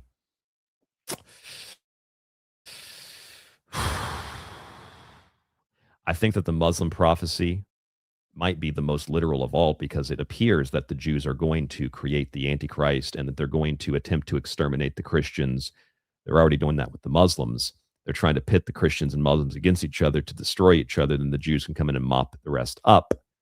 I think that the Muslim prophecy might be slightly more divine. Okay, I'll go out on a limb and say that. I'm not a Muslim, don't support Islam, but it might be a little more divine because it appears to be far more accurate than the strict metaphors of the Bible or the Jewish supremacists who believe that they're going to rule the world out of Jerusalem. It sounds like the Muslims have it right. And here's the Jews claiming that they're going to petition heaven to reveal who the Moshiach is and rebuild the temple. That would be the Antichrist, folks. So Christians better get off your fat slob asses and do something about this. Unless you want the Antichrist to come to power. Is that what you want? So that you can go get groceries and be stopped by Jewish supremacists with guns on the street who ask you, do you believe in Jesus Christ? And you say, yes, I love Jesus. And then they cut your head off when you think that they're going to pat you on the back and say, we love Jesus too. Is that what you want to happen? I think it probably is, because that's kind of what the Christians wanted in the early days of the Christian movement in Rome. They told the magistrates to just execute them for Jesus. So it's Bill Hicks, just Lord, tell me when to press the button, Lord. I'd assume that the Christians probably want that. Maybe they know all this. I'm speaking to a wailing wall here, but they want this to happen, I guess. I don't know. It seems like they want it to happen. So anyway, the Americans participated in this. Here is Thomas Massey. Thank God for people like Thomas Massey. Thomas Massey shares the actual bills, H.R. 9495. Here's the other bill, H.R. 8595. There's the two bills, 9495, 8595. And here is a screenshot. It's crazy. Massey actually reads the bills. Huh. You ever seen that before? I don't think anybody's ever read a bill. Maybe Rand Paul. That's about it. Very few exceptions. There's a few others. There's not many. And here's what it says about, this is the bill. And for the record, this was also passed 217 to 209, July 15th. That's just a couple of weeks after Netanyahu was threatening Spain. Trump was threatening Spain. Okay, look at what this bill says. Massey highlighted it for us so that we can read it easier. Morocco. The committee continues assistance for Morocco in support of the United States national security interests and directs no less than $20 million under national security investment programs and not less than $20 million under foreign military financing program. That's $40 million total. The committee notes the historic alliance between the United States and Morocco as formalized in 1786 by the Moroccan-American Treaty of Peace and Friendship. The committee notes that the Spanish-administered cities of Ceuta and Melilla are located in Moroccan territory and remain the subject of Morocco's long-standing claim. The committee supports efforts by the Secretary of State to encourage diplomatic engagement between Morocco and Spain on the future status of Ceuta and Melilla. Now, if that was something that we can pull out of the record from like 5, 10, 15 years ago, but this comes from mid-July. This was about 2 weeks before the invasion. And then we have Rabbi Yosef Mizrachi. I'm even going to preface, just listen to him. The Spain won the soccer games now. They became world champion in soccer. They celebrated in Spain yesterday and today. How do they celebrate? By walking over the Israeli flag. That's how anti-Semite they are. But I have news for all these anti-Semite Spanish Nazis. Very, very soon, the Arab will slaughter every one of you in Spain. Just a matter of time, 10 years, 20 years, 30 the most. Not one Spanish will be able to stay in Spain. Soon as they get the power, you're going to see Spain, what you see in Paris, stores are burning, riots on the street. That's what's going to happen to every European country, England, Greece, Ireland, France, Holland, Germany, Spain, every one of them. So here is a very famous, very influential rabbi threatening with the sword of Islam the decapitation of Spain and the decapitation of Europe, blaming it on Islam. How do you think those people get into those countries to begin with? It ain't free. Somebody pays for it. It's not easy to travel like that when you have nothing. Yeah, Patriot Girl, he calls them Spanish Nazis. Yeah. That trope is so old, it's so stale, nobody cares. Anti-Semite, nobody cares. They weren't even Nazis because they hated being called that. It means country bumpkin. It was invented as a term by Jews. Just like multiculturalism and the melting pot of America is a term invented by Jews. Just like homophobia is a term invented by Jews, and racism is a term largely manufactured and exploited by Jews, and all those terms that are used to derail rational, logical thinkers and turn people into emotional messes that have to defend themselves, those are all manufactured by Jews, all of them. If you don't believe me, just look up the origin of those words. Where do they come from? What do you think Islamophobia is? You might say, well, why would socialist, Democrat, why would those kinds of people that are financed by the Jews, why would they ever want to make it illegal to question Islam? Is it not obvious? Because if you question Islam, because if you just decide to gun people down at the border because it's an invasion, because it's, you don't know if they're armed, you don't know what their intention is. 60,000 people coming all at once is not people looking for food and water. It's an organized invasion. If people decide to do that, then the immigration weapon is destroyed. So they have to make Islam criticism illegal, temporarily at least, until enough people get into the country where it's almost impossible to deal with. And then it doesn't really matter. And then when people politically switch parties and power, everybody's like, let's get these street poopers and these, and they start using all this incredibly offensive language. And that just justifies more censorship. You need more compassion. And we start arguing amongst ourselves, and we all lose. And this isn't like a theory. This is exactly what the Jews did in 711 AD in Spain or the Iberian Peninsula. This is exactly what the Jews did in Germany, which is funny because this guy just literally said it's going to happen to Germany again. Doesn't that tell you that if Hitler wrote in his book, this is what's happening now, we're going to deal with this, and then he dealt with it, Germany became incredibly economically prosperous, and then they had to be destroyed like Iran has to be destroyed because there's no usury in Iran. And then we come around full circle to now Germany is essentially in the same position they were back in the early 20th century. And how do you think that's going to be dealt with? There's only one way to deal with it.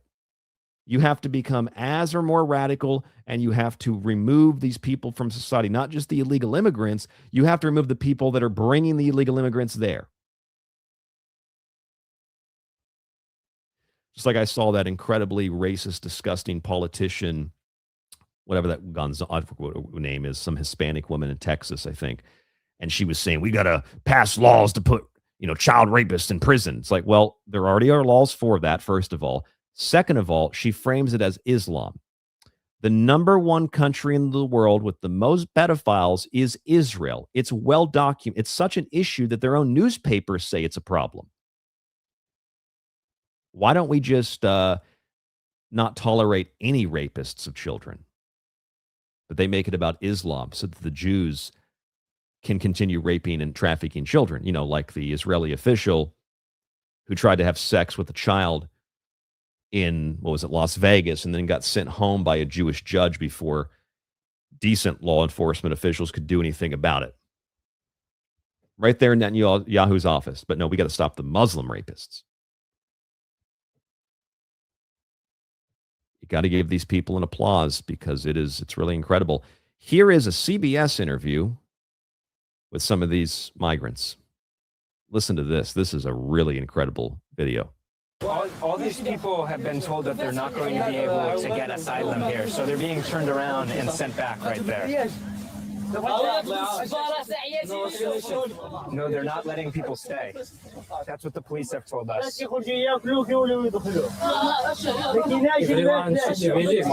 Everyone, they're making everybody leave. But some people here in Kuzrocha go to Spain. You can see, but most of them are walking this way because the police and the military have forced them to leave. The military says that they're not letting people stay, that you have to go back. What about if many people stay here? No problem. So your hope is that you'll be able to stay here? Yeah.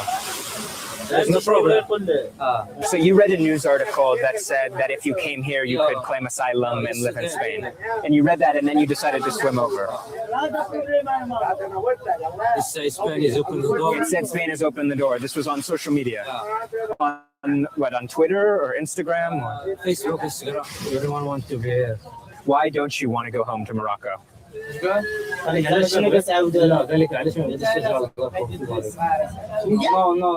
Morocco. No, Morocco. There's no money in Morocco. See.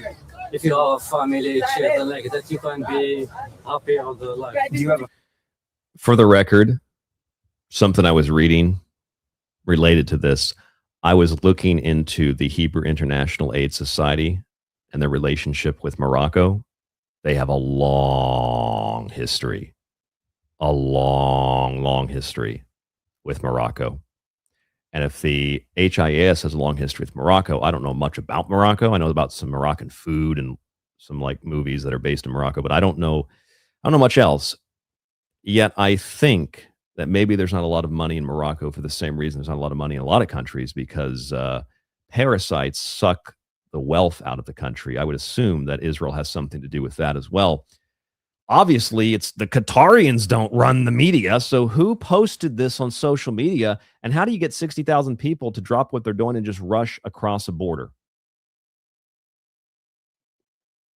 It's just like back in 1933, back in, what was it, March, when the Jewish Congress in New York used their power, used their wealth, used their influence with other Jewish groups to stage dozens, upwards of 70 in major cities across the United States, protests against Germany.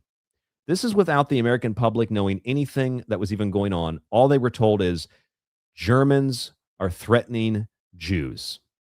And at the time, the only thing that was being threatened was the economic stranglehold that the Jews had on Germany. So they got Americans to protest in the streets. They held their own rally at Madison Square Garden. And that whole boycott against Jewish businesses, that only came after the fact in Germany. So who has the power to control this through the media? Remember that picture that was in Time magazine? And then some German publication, it was a picture of these people looking for food, and some German publication said, it's a staged photograph. They're not really starving. And then it turns out, one, the photographs were entirely different photographs.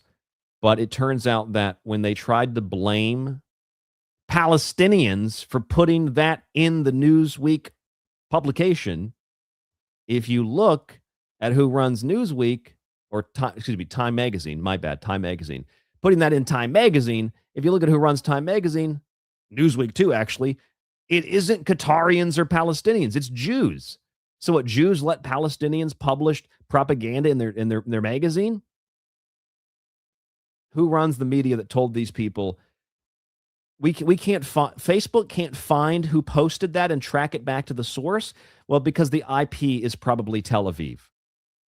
It's probably the Mossad headquarters. And besides, when I say things like probably, I don't know for sure. Nobody does except the people that did it and the people that cover it up. But when we say probably because that's where all the evidence points, that's called a theory. And we're not even supposed to theorize about things anymore. We're supposed to just accept them at face value. And if anybody says, well, what if it didn't happen that way? It's anti-Semitic, and the goal is to put you in jail and fine you for being able to think that you have, or for thinking that you have right free speech, for being able to roam around free and say things that you think that offend Jews. Okay, now we have this other guy, Hananiah Naftali. who's like a YouTube streamer, Jewish agent, supremacist, and you listen to this video is a Jewish agent, probably paid tens or thousands or millions of dollars to promote these narratives. The same narratives that we saw from Danny Dannon. Oh, you got a lot of colonial enclaves there, Spain. You might want to deal with those before you criticize what the Israelis are doing. Naftali says essentially the same thing. I support a two-state solution for Spain. I support the two-state solution in Spain, a sovereign state for Spain and a sovereign state for the peaceful immigrants who entered their land. I also call for an immediate ceasefire between the Spanish forces and the peaceful immigrants. Spain should resolve the conflict peacefully without any harm to civilians. That's really all that you need to listen to from that subhuman piece of garbage, that piece of scum agent of the most demonic, satanic force that's ever existed on this planet. In fact, it's really the only satanic evil force that's ever existed on this planet, according to every culture, every society, every religion, every group of people that ever interacted with them. Spain, you have a problem here. Maybe you need a two-state solution. Maybe you need a ceasefire. I mean, isn't that obvious? Isn't it clear? Spain says there should be a two-state solution. Spain says there should be a ceasefire. Spain says don't kill these people. So Israel and the United States run a bunch of immigrants into Spanish territory and then get behind a camera and say, looks like you got some colonial enclaves there that you need dealing with. I mean, I don't know why you're wasting time talking about Israel when you could be dealing with your own problems. It looks like you could use a two-state solution. It looks like that what's happening in Spain requires a ceasefire, which is the most telling of all because there is no firing. The Spanish authorities didn't really do anything according to the videos and the reports. So obviously they're mocking the Spanish, mocking them. Let me tell you what's going to happen. This is going to go one of two ways. And not just because of what happened in Spain, but in general, this is going to go one of two ways. There is going to be a global economic disaster, and it'll probably be slow, and it might not be declared, and it's going to just be the cost of everything going to the roof to the point where there's going to be a lot more migrants. There's going to be a lot more problems because they affects the third world, the second world, before it affects the first world. There's going to be increased expanding war. I know it's not really a predictive thing to say that. It's not a prediction. It's just that's what's going to happen. They're merging the Ukraine and Iran war together, actually, sort of piece by piece, day by day, if you haven't paid attention to that. And, of course, what's happening in South America on top of everything else. So economic disaster and war. And we just read from Mein Kampf a little bit ago that Hitler had, I guess he's a prophet because he said that this is what they do. And then we watch it happen in real time. Or, and I'm not entirely convinced this will be organic. It might be synthetic to create more sympathy. Or we end up with the Alhambra Decree again. The Alhambra Decree is the Jews are going to get expelled from Spain. Because of the Spanish government, even though they're socialists, let's say the Spanish government, let's say that there's a change of leadership. And just like there's sort of a change of leadership happening in Germany, all these countries that know what's going on, that aren't completely brainwashed by the Israeli propaganda or the theological propaganda, which is still part of the Israeli propaganda, leadership is going to change, and you're going to get people like myself who are going to obtain power. And there's only one way to deal with this problem. These are invasions. These are declarations of war, socially, culturally, economically. You deal with them by declaring war on Israel, which is ultimately what Israel wants. They want that declaration of war from China, Spain, Russia, everybody, because that fulfills their prophecy. But that is the only other option. It's either going to be total economic disaster and big war well, more like smaller conflicts that'll be grouped together into a larger war, or the Jews are going to get expelled from a bunch of countries. And then those countries are going to declare war, or some version of that is going to happen on Israel. And then we're going to watch history repeat itself as the history books are written in real time. The Spanish, they did it before, they did it again. They kicked the Jews out. So the Jews have become even more clever because now the Jews have, and you can say, oh, it's horrible to say, you know what? Fuck you. How about that? Fuck you and your rhetoric. Shut the fuck up. These are fucking facts, you dumb piece of shit. These are facts. Facts. Historical facts. Undeniable patterns. Facts. History. Facts. This is not going to go well for average Jewish people who aren't part of this. And the history books are going to be rewritten in real time so that they're going to say the Americans, the Spanish, the Germans, etc., they kicked all the Jews out. It's the same thing that always happens, and the Jews didn't do anything wrong because they're going to eliminate all the context and all the facts and all the history that's happening right now. They're going to erase that. So it'll just be the Spanish kicked the Jews out again. It won't be that the Jews tried to literally conquer Spain with Muslim hordes. And they become more clever because now when you try to blame the Jews, they're like, whoa, whoa, whoa, whoa, whoa. It's the Muslims that are doing this, not us. It's the Muslims. Get them, not us. Sure, Islam to some extent is an enemy, no more than Christianity is an enemy. Christianity is a national security threat in the United States as far as I'm concerned. I say fuck Abraham and the Christians and the Jews and the Muslims and all of them. Screw Abraham, screw Moses. We don't need your laws and your covenants to live a peaceful, safe, clean life. Fuck off. I say the same thing about all of them. I'm an equal opportunist, Abrahamic faith hater, if you want to call me that. I also defend all those religions at the same time. But this is how history gets written and how history gets rewritten. You can get upset that I say bad words sometimes, but it's the only thing that really, I think, adequately expresses the seriousness and severity of the situation. Let me ask you a question. How do you think Nick Shirley got to Ceuta to ask people what was going on? How do you think he found people, a lot of the people that he interviews, speak English?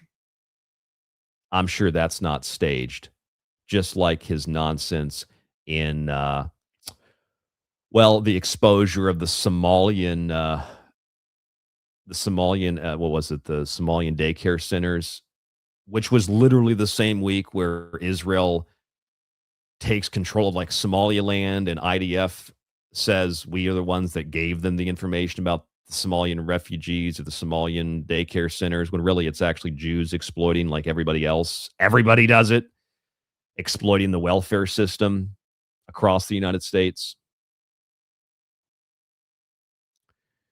Couple of other quick things here.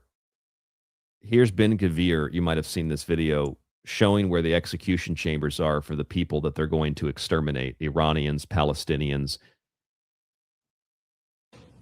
השר, ראיתי שהאיראנים אומרים שאתה מת. אני מת להוציא מחבלים להורג.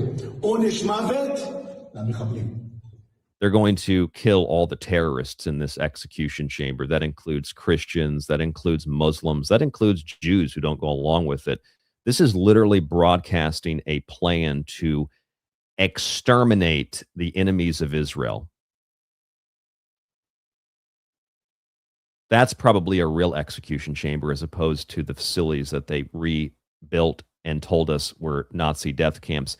You know that according to the Polish War Crimes Report, Auschwitz isn't even listed as an extermination center. That's a fact. Take a listen to this. It sounds like you're saying one Jewish life is worth hundreds or thousands of Palestinian lives. Not million. One Jewish life, it's 10 million, okay? That just sounds racist. Yes, I know. I know, but this is the truth. Because God chose us. Because of this, you are jealous. It sounds like you're saying... I see. So here's what we need to remember. If I say this is wrong, this is kind of immoral to think that you are superior to everybody else, just as a blanket statement, this is the response you get. You're jealous. If, on the other hand, I choose not to logically respond to that, and I say, you know what, fuck this fat, pig-faced, genetically deformed Jew fuck, you're angry. You've got Israel derangement syndrome, which is the new talking point from Blaze Media. You've got Israel derangement syndrome. Okay, so calling him a bloated Jew pig fuck, or saying that kind of sounds really, really racist and anti-human to say that you as an individual are worth a million other lives. You're just jealous. So here's what we have to remember. Whether you approach it with cursing and anger, or you approach it with logic and reason, it doesn't really matter. It's kind of irrelevant, because ultimately, at the end of the day, these people are not interested in having rational, reasonable conversations. They are convinced completely and entirely of their self-importance. So much so that they will eliminate other Jews who don't agree with them. So how do you deal with people that are this irrational? Well, our government made the way to deal with these people was to put them in their place. Remember when the Americans were essentially getting their asses handed to them by Japanese forces on Pacific Islands? We really have been lied to about that history. Do you know how badly, I mean, just in general, even Vietnam, even Korea, like how badly Asians beat the fucking shit out of Western forces? We didn't even win Vietnam. We act like we're superior. Do you understand? We almost lost World War II as Americans. Like that came down to the wire, and it was only because of subversion. And it appears that winning that war was actually the wrong thing to do. We should have maybe lost that war, maybe not engaged in that war, maybe teamed up with the so-called bad guys. Maybe the world wouldn't look and act and feel the way that it is right now. Anyway, the point is, we said that the Japanese were so brutal and so vicious the closer we got to mainland Japan. The only way that we could deal with it was just to, drop the ultimate weapon on Christian enclave in Nagasaki and in Hiroshima, which the anniversary, by the way, is this week, and nobody gives a shit because they're not Jews that got slaughtered. That was what our government argued. I mean, this is the only way to deal with people that just won't give up. They just won't back down. They won't surrender. They don't know how. It's not in their blood. Our government, our historians argue that about Japan. That was why we had to drop those bombs, even though we dropped them after the fact, after they had surrendered.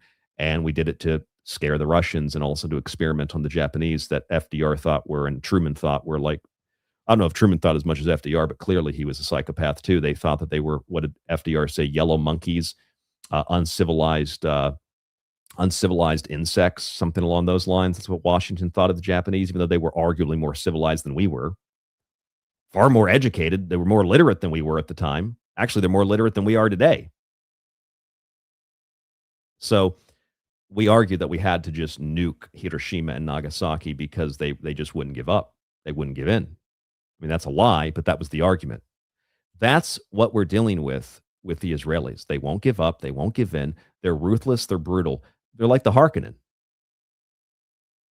You haven't fought the Harkonnen. I have. They're brutal. They won't stop. They will kill you. Everybody. They will nuke the entire world, whatever nukes are. They have them pointed at every major city in the world for the most part. Yeah, Flex in the chat. I don't know if nukes are what they say they are, but Israel will destroy your culture and your country with their wealth and their media and their influence. So they're ruthless. They won't stop. The only solution is to do to them what they did to the Japanese by the same argument. It's not my argument. That would be the only solution to this, right? It's really, what other solution is there?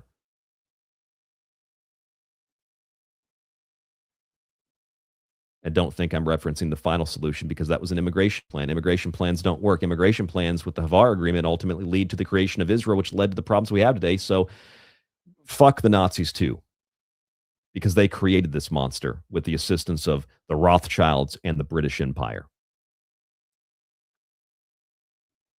There were other ways to deal with it. So where does that leave us? Where do we go from here? What do we do now with this information? Ignore it? Most people just, I guess, choose to ignore it. Who cares? You know what maybe we should do is just stop. Maybe we should stop believing especially the alternative sources of news, because they're just as controlled as the mainstream sources of news are. If that isn't clear and obvious. And when we start thinking for ourselves, this is the kind of thing that we come up with. We start realizing, oh, wait, like there's a pattern here, a very clear pattern. And it implicates the same people over and over and over and over and over and over and over and over and over again. At some point, you either have to let them destroy you or you have to destroy them because they're just not going to stop. Thank you, Tim. You recognized the Dune reference. Here is the United States official statement. The United States has been clear. We recognize Moroccan sovereignty over Western Sahara, and we support Morocco's serious, credible, and realistic autonomy proposal as the only basis for a just and lasting solution. Here is Israel Foreign Ministry: to the Kingdom of Morocco, its leadership, and its people, we extend our warmest congratulations on the occasion of the glorious Throne Day. Right before the invasion. Here's more of Netanyahu's son. Dear Spanish people, I see you all got, and this is May of this year, I see you all got upset. Ceuta and Melilla are tiny territories you own across the sea on another continent. Now imagine how we feel when our government calls for Israel to give away Judea and Samaria, which is the Jewish heartland, its place of birth more than 3,000 years. Yeah, well, there were people there before you. So Yair Netanyahu, suck a circumcised dick. Judea and Samaria are 15 kilometers away from Tel Aviv, our economical hub, and cut through our capital, Jerusalem. It is also half of Israel's territory. Let's make a deal. We won't fund NGOs in your country calling you to give away Ceuta and Melilla, and you will stop funding NGOs in our country that calls us to give away Judea and Samaria. We'll not give it away. Just stop. Just stop. This is the Prime Minister's son literally admitting that they fund the NGOs. Literally admitting they're behind what's going to happen if you don't stop, Spain. We're going to invade your country with Muslims and send you to war with Islam. How much more clear does this need to be? Here's the Mossad. Here's a picture: destroy Israel, protest in Spain. Coupled with pictures of the crisis. Mossad, you'll have to resign. You're not going to complete your term. Sanchez. This is what happens when you want to destroy Israel. I mean, how much clearer does this have to be? It really can't get any clearer. And let's put a cherry on top. Here's the U.S. Department of War trying to use the Bible to convince soldiers to go to war with Iran, or, as Alex Jones said, be part of the next crusade. Crusade 2.0. This is the Department of War saying, then I heard the voice of the Lord saying, whom shall I send and who will go for us? And I said, here I am. Send me. From the book of Isaiah. That's Old Testament too, I believe. That's the Old Testament book, Isaiah. Send me. So American Christians are supposed to read one verse, Isaiah 6:8, and say, send me to die for Jews. I mean, really, there's only one word here that applies to all of this. Glass. Not crystal meth, different kind of glass. Different kind of glass. That's really the only solution. Nothing else works. Diplomacy doesn't work. They sabotage it. You can't be economically prosperous.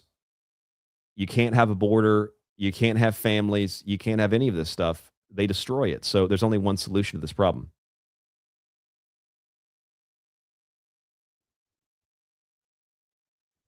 Everybody knows it. And that's exactly what the Israelis want. The psychopaths that run that country, that's exactly what they want. Thank you all for joining me in the chat tonight. I see a lot of people chatting with us in the chat. I apologize that I can't get to everybody's comment. Did you enjoy the show tonight? That is right, PT. I think I would be, I'm up draft age now because I'm over 35 and they've extended it to 42. I mean, I do have a documented heart issue, so I don't know if they'd take me, but what does it matter? I would just be stuck into a blender. They don't really care. Just throw you off the helicopter into gunfire. It's as long as you protect the Jews. That's all that matters. The Jews, the Jews, the Jews, the Jews, the Jews, Jews, Jews, Jews. Shut the fuck up. Really wouldn't matter. There might be another solution in the U.S. It might be the U.S. military runs a coup against the government. That's not going to really end in any kind of positive result, but that might be the only other option. I mean, you understand that these people are so embedded in our government, our corporations, our military. They're embedded in everything to the point now legally on paper, they'll be embedded in everything to the point where you have to burn the thing down. Like the entire house is infested with termites. I'll say this, tstradio.info, artygable@yahoo.com. Stay with me just for a moment in the live chat. I'm going to wrap up the show right now, play the outro. We'll come back and talk for a few minutes. If you enjoy the show, please support the Secret Teachings. tstradio.info has the archive without advertisements. You can sign up to a week, a month, a year, or a lifetime. Monday through Friday is the show. If you enjoy it, please support the show. Please support what I do Monday through Friday. Best ofs on the weekend. Check out the whole archive. Get my books like Protocols of Goyim. Get my Occult Arcana book. You might be pleasantly surprised how well documented the things that I say that sound so crazy are, how well documented they actually are. Crazily well documented. Not from fringe sources either. Check that out on the website. Buy me a coffee. However you support the show, thank you. Even if you listen to the free archive, all those ads you hear, I don't put them in the show, but they support what we do. Thank you so much for tuning in tonight. Stay safe, stay informed, stay healthy. I'll talk to you on the next broadcast.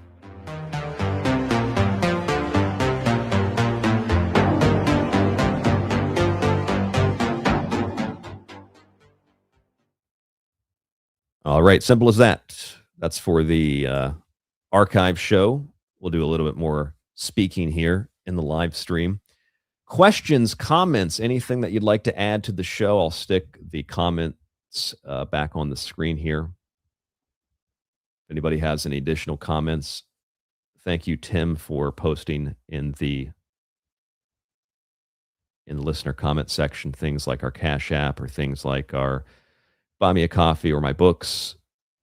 I appreciate you supporting the show and helping us out as well in the chat there. Thank you for listening, Kale. Thank you for listening, everybody who is saying nice things. Patriot Girl, thank you for tuning in tonight. That's right, PT. Protect the Jews with honor. Honor and dignity. Die for Israel. You know what Netanyahu is? Netanyahu is like the alien from Independence Day where the president is...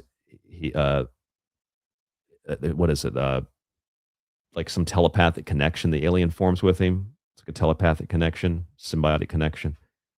And the president says, you know, what do you want? It can be a peace. It can be a truce. The alien says, no peace. What do you want from us? Die. You can't negotiate with people like that. And even if you did, you can't trust them. They'll assassinate your negotiators.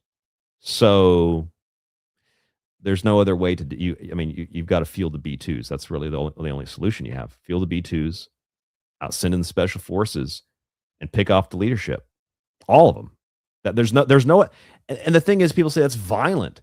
Well, literally, our president has threatened to murder millions of people in Iran. So I think that maybe it's okay if the Iranians threaten the first lady. I think it's okay if we say that maybe it's actually the Israelis that are the problem, and maybe we should do to them what they do to the Iranians. Thank you, Amber, for listening to the old archive. I know you found some of those old secret space program shows in there. Those are fun. Fran Coy, no, I've never actually heard of that book by Maurice Samuel. You Gentiles. I've never heard of that book. Sounds like something I'd like. Let me look it up real fast. You Gentiles. Maurice Samuel. 1924. Never read it.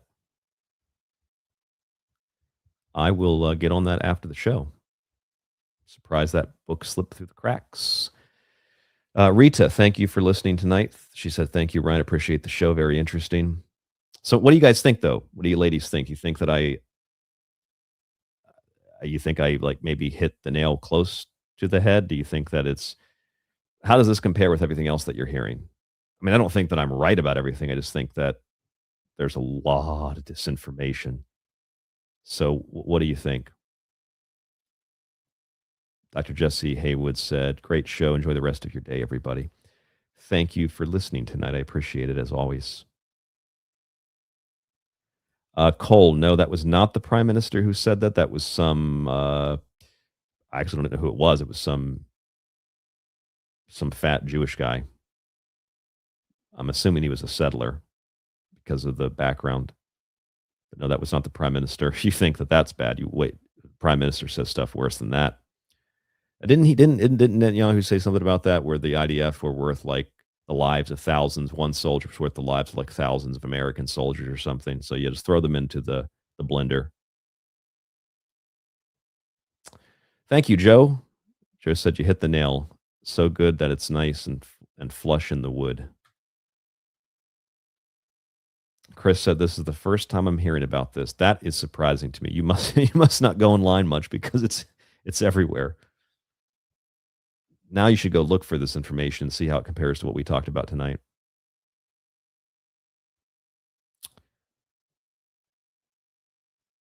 Thank you, Patriot Girl. Thank you, Amber. I'm not looking for people to compliment me. I'm just saying, like, how did I do? So I appreciate those kind comments. Let's see. Fran Coy said, you're right. I mean, people can say it's so offensive, but you're right. The Jews have always been a problem for the world. I mean, there's no other explanation for why virtually every country in the history of humanity has exported these people by force from their lands. Some less aggressive, some more aggressive than others. PT said, Chris is living under Patrick's rock. Thank you for the SpongeBob reference. I didn't reference SpongeBob tonight, but thank you for referencing SpongeBob. Thank you, Flux. I appreciate it. Anybody have anything else to add to the show? Any additions? Anything I missed? I'm sure I missed some stuff. If there's anything I missed, let me know. Put it in the chat. I'll put it on the screen. Yeah, Tim, Rachel Corrie, when they ran her over with a bulldozer and then made Rachel Corrie pancakes and celebrated, she doesn't matter because she's a Gentile. So, it's simple as that. Alrighty, well, if anybody has anything to add, please add it. If you don't, that's fine. We'll just end the stream now. Links below. Thank you for tuning in tonight. I really appreciate it. Tim says nothing to add. You crushed it. Okay, well, that's great. If anybody has any comments, though. Chris said, I heard about them invading, but haven't looked into it much. Didn't catch the whole show, but I will relate later. This one might get taken down from YouTube. or the whole channel might get taken down again from YouTube. By the way, if you're finding this show, we're not a YouTube show. You have to go to our website and find the archive. All right, well, that appears to be it. I've noticed that over the years, the audience, most of you usually just either agree with what I'm saying or you think that I've touched on every angle, so there's not much else to add. But if you do think of anything, email me at rdgable@yahoo.com. That's rdgable@yahoo.com. Reach out to me on social media. Evan Kelly said, wasn't there a quote supposedly attributed to Jack the Ripper? The Jews are the ones that we blamed for nothing. Wasn't Jack the Ripper a Jew? Just like so many other people, like, what's his name? Houdini was Jewish. Was Houdini also Jewish? And he was kind of like Aleister Crowley was like an intelligence agent. I've always heard reports that, it's Jerusalem Post. Oh man, it's insane. It just keeps going. Here, I'll show it to you real fast before we're out of time here. Where's it at? Oh, I have that open in my Google. I can't open that on the share screen. Hold on. It's like, why would you say Jack the Ripper is Jewish? Well, because I read that in the Jerusalem Post. Jack the Ripper identified as Jewish barber Aaron Kosminski. So, I mean, you want me to just not say things that I learned for people that have an issue with this, and we just not talk about it? Not point it out. The sick thing is, and the thing that pisses me off, and we're going to talk about this with Mike D tomorrow, as a matter of fact. What pisses me off is that all of this stuff is suddenly like okay to discuss. All this stuff, to some extent anyway, is like everybody just knows this now. But some of us knew this before, and we were told we were crazy. People like me, I don't just say things to say them. I read that in the Jerusalem Post. It's right there. I mean, what do you make of that? It's pretty clear, pretty evident that that's just part of the pattern. I agree with you, PT. Jerusalem Post put that up because they are proud of a non-Jew or non-Jews getting murdered, especially women. Well, they really hate women. I mean, we also read that earlier too. To corrupt the women, to corrupt the girls. That's all the porn, prostitution, Pornhub, OnlyFans, etc. You name it. The demon barber of Fleet Street. Yes, Flux.